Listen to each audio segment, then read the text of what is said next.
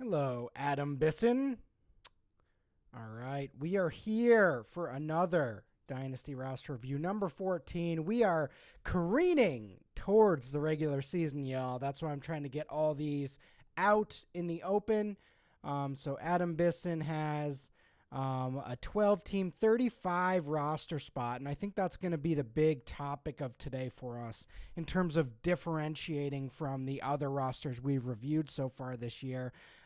These are a personal favorite of mine. The deeper, the better, as far as I'm concerned. The better we can grind out the waiver wire, the better. And I'm going to maybe show you some of the tactics I use to look through some of my deeper roster leagues. So, with that context, let's take a look at this team, go through the strengths, and fire away here. So, love the quarterbacks. That's starting off with a nice, huge advantage. This is super flex. So having Lawrence and Lamar Jackson a candidate to be the QB1 in 2022, and Lawrence, I mean, one of my favorite young dynasty quarterbacks. That combination together is excellent. Matt Ryan is the perfect dynasty QB3. Cheap, should be productive in 2022 and has the potential to keep this rolling for a few more years. So while we look at this depth chart and say, all right, there's not much depth here, can't really sustain too big of an injury to Lawrence or Jackson, and can't really sustain Lawrence busting, which hopefully that's a 0% chance.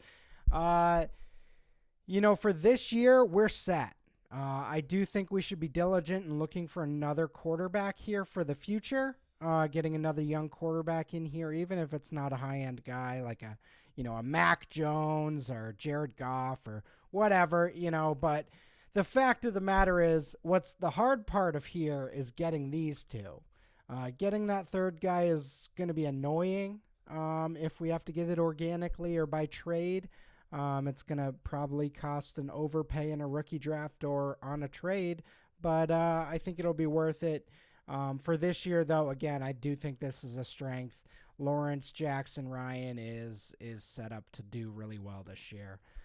Running back, Joe Mixon should provide RB1 caliber production this year. Antonio Gibson, James Conner, and Rashad Penny should also produce fantasy relevant numbers. We have the Dalvin Cook injury upside with the handcuffs. So, we have to start two of them.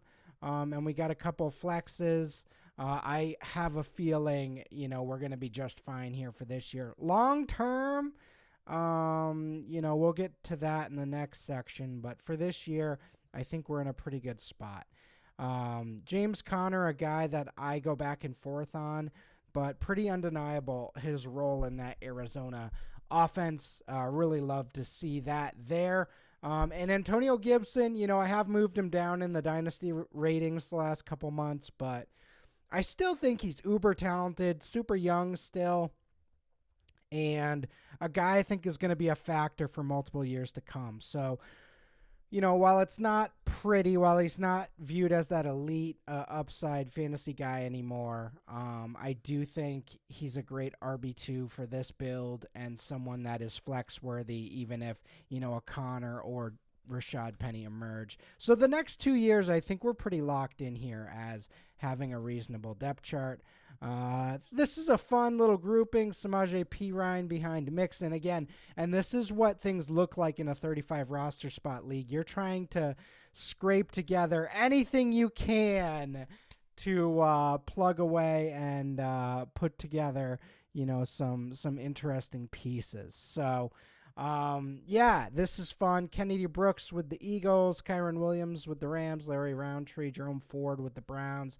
All guys, worthy of being rostered in this league. So, yeah, it's fun.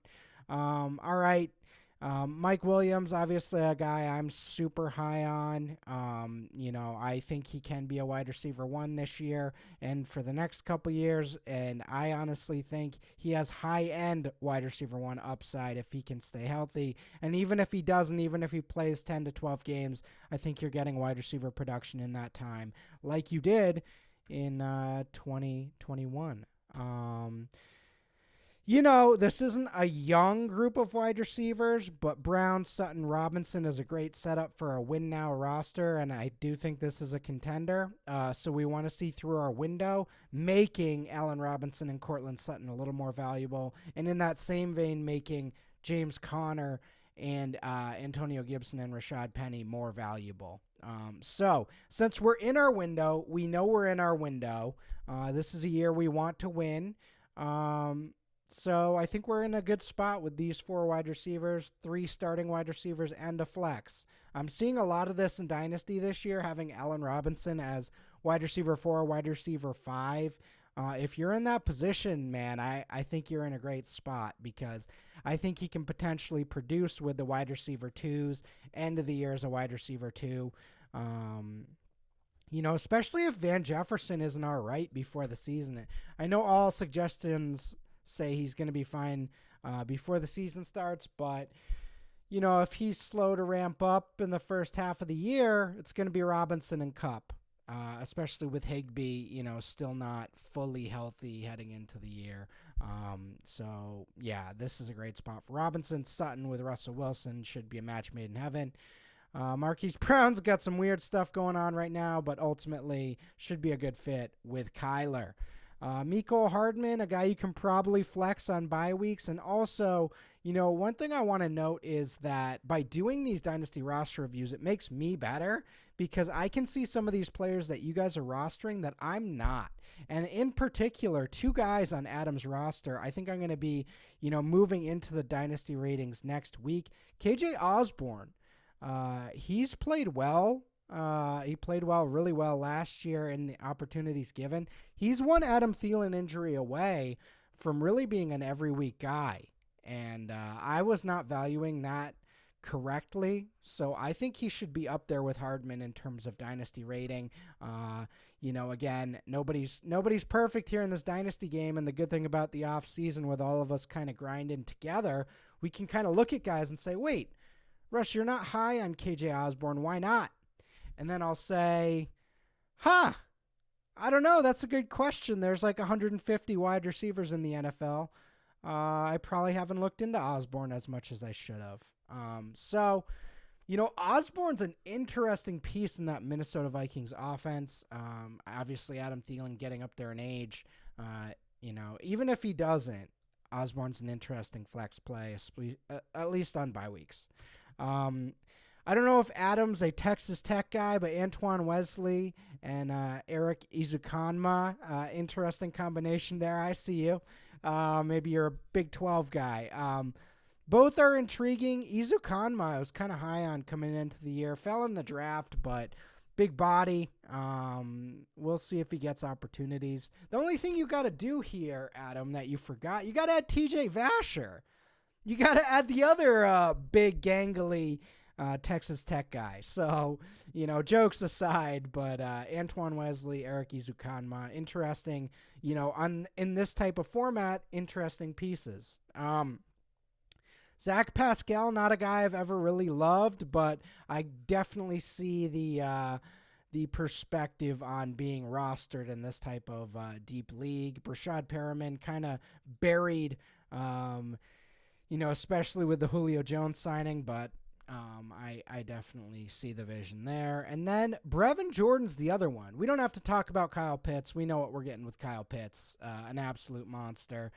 Fits for a contender, fits for a rebuild. We want these guys on our roster. Love it. Brevin Jordan, though. Davis Mills is the starter this year. Brevin Jordan was good last year in a small sample. Houston doesn't really have a lot of guys to sort of compete on that roster. I could really see Brevin Jordan moving into a, pretty reasonable every week role. Maybe he's not an every week starter, but could he emerge into a a bye week fill-in type guy this year? I think so. Could he end the year with 400 or 500 receiving yards? Definitely. Definitely, especially after the John Mechie injury. They need a slot guy really bad. That's why they drafted Mechie.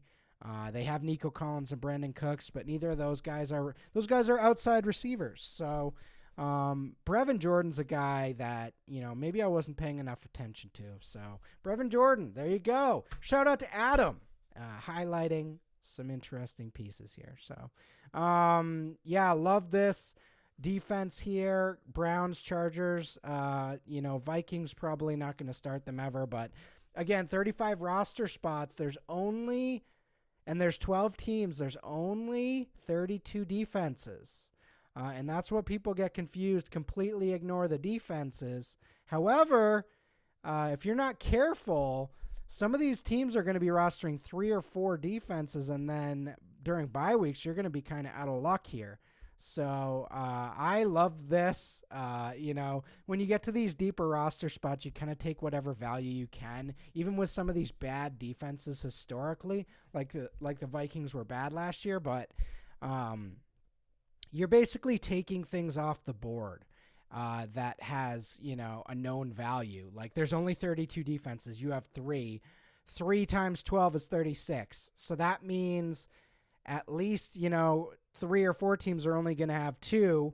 And if there's a bunch of teams rostering 3, there's going to be 1 or 2 guys that are walking around with when the music stops, and there's going to be no chair for them. So little gamesmanship here.